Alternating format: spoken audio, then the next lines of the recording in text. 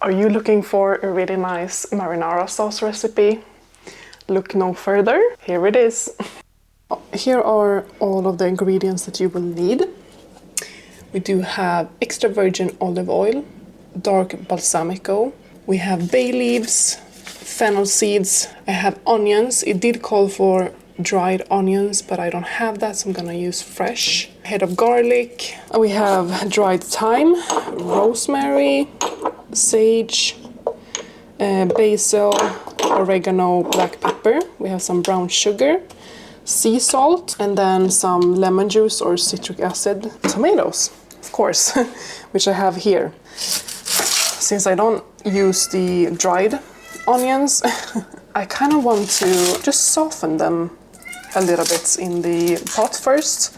And basically everything that I've done so far is just prepare the tomatoes. I did freeze maybe 3/4 of it because they ripen very sporadically, and then I thawed them out last night. I've been thawing all night. This morning I prepped them, so I did blanch the fresh ones, which means that I cut the top or like the skin a little bit so that it's easier to peel. And then I put them in boiling water for a few seconds and then shock them into cold water, like ice water, and then I just peeled them. And with the freezed tomato, I didn't have to do that. I just had to peel them straight away.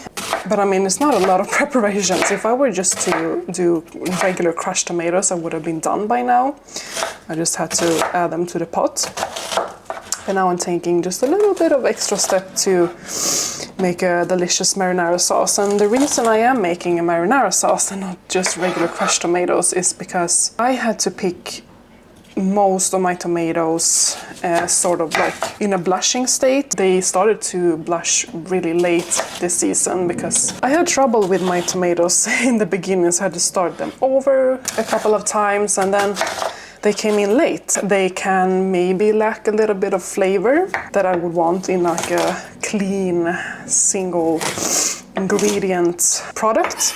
So that is why I am trying a marinara sauce. I did crushed tomatoes last year, so once I've thawed them, removed liquid, seeds, skin, everything, it's now 7 kilos. So these measurements that I am using now is actually for 6 kilos. So I have 1 kilo more tomatoes. So I'm just following the recipe, adding everything accordingly, but then maybe adding just a touch more. I am gonna taste the final product, of course. And the only homegrown thing here in this recipe is actually the tomatoes. I do have sage, but it's drying at the moment. It's not done yet. I have basil, but these basil shoots, I am kind of rooting them so that I can have basil plants this winter, so I don't want to use them. And I have rosemary. I dug my rosemary plant and took it inside before the frost. So I could have dried this, but I didn't have time. I had in mind that I was going to make this completely homegrown, which I will next year. And I'm going to crush my garlic.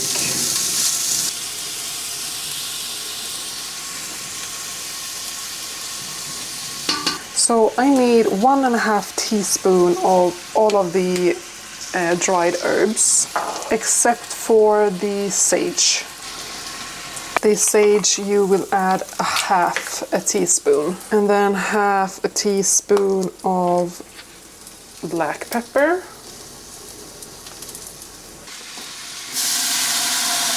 Oh. Wow, that's heavy. And one thing I forgot to mention is that I have not chopped my tomatoes. They will cook down a lot and like get more soft, and I am gonna use an immersion blender. I just don't find the point in an extra step of kind of like cutting these, and it's just messy and yeah, no. So I need 2 tablespoons of salt, and salt I can add later, but I do want to bring out the flavor and the moisture, so I'm gonna start with 1 tablespoon. So like that.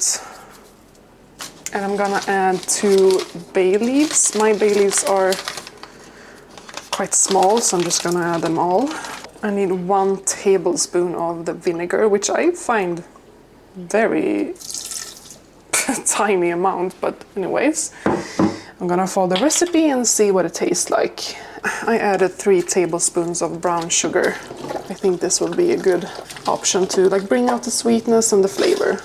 And then this will cook for about 2 hours. So I'm gonna bring it to a boil, reduce the heat to low and then simmer uncovered for 2 hours, stirring every now and then. All right. It's about halfway done and I thought I would show you what it looks like. It's been 2 hours, it's time to blend, and I have tasted this. It is lacking flavor, but I don't want this to be like a flavor bomb because I want to be able to adjust this to the recipe that I'm cooking, basically. So I'm gonna blend it and taste it again.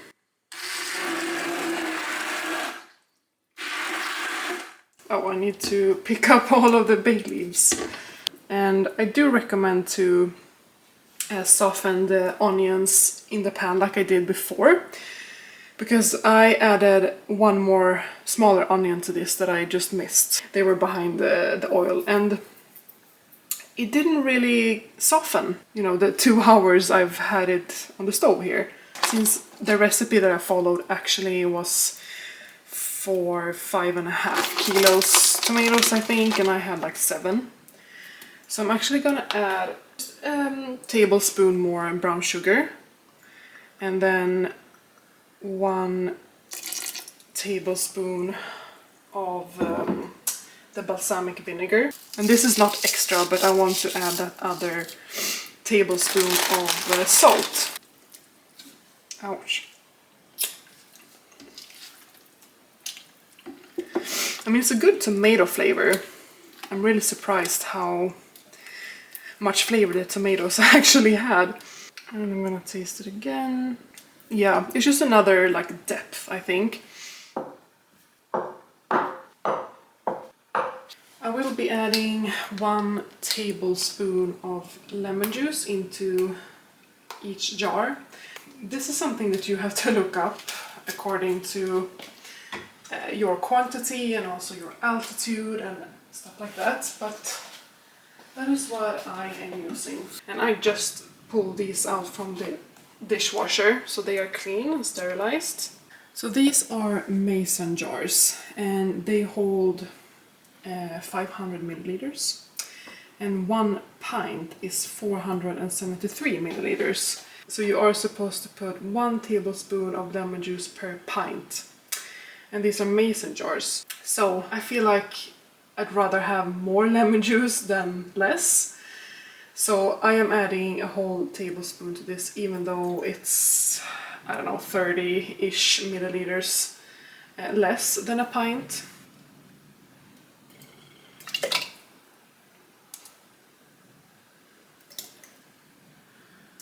And it says to leave 1/2 inch of head space.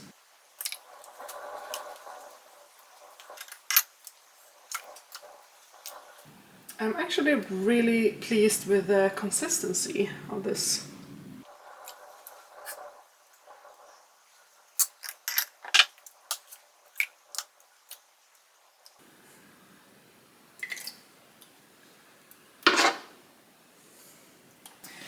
I am going to debubble, and I just take a grill stick basically, and I push it down all the way like around like this. So I'm gonna take a paper towel with some distilled vinegar and clean up the edges for a perfect seal. There we go. Now I'm taking all of the lids. These are also clean. They are completely new. So now I'm screwing on all of the lids, and I take it, press it down, and then I screw it on finger tight. I don't use my arms or hand strength. It's basically just to, you know, keep the lids in place. If you screw them on too tightly, it can affect the canning pressure. So it's very important that it's not too loose and not too tight. Alright, so I've washed it and filled it back up with water. I do have like kind of a rack in the bottom so that the jars aren't touching the bottom while it's boiling. But it's like the same temperature as the content of the jars. And I'll pop them in and make sure they have enough space above the jars too. This might even be too much water. I might have to take some of it out. I think we're gonna, yeah, have to do it 2 times. I put the rest of the sauce into a container like this that I'll put in the fridge, and yeah, we'll leave it this week. So here I'm ready with towels, tongs, the rest of the jars that will go in after this one. And this will boil for 35 minutes according to my altitude. So you need to look that up as well.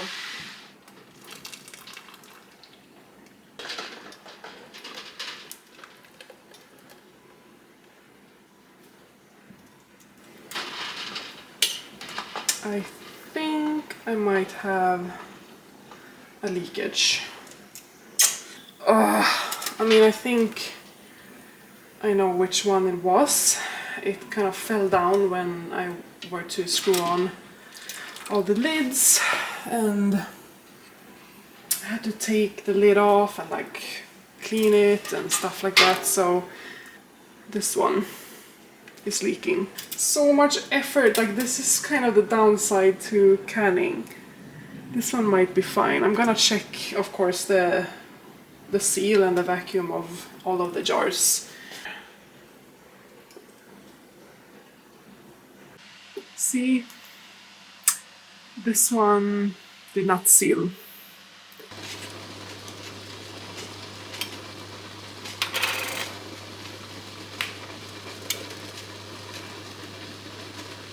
So I've googled, and tomato sauce with added lemon juice is not a high risk food for canning. So if a low risk canned content fails to seal, you can either use it right away in cooking. I will not cook tonight, so the other alternative was to freeze it straight away. So that's what I'm gonna do. So I'm glad I could save it, at least. I'm glad I added that lemon juice. It's the next morning and I've tested all of the lids that are sealed, except for that one that didn't seal, unfortunately. But it's looking really good.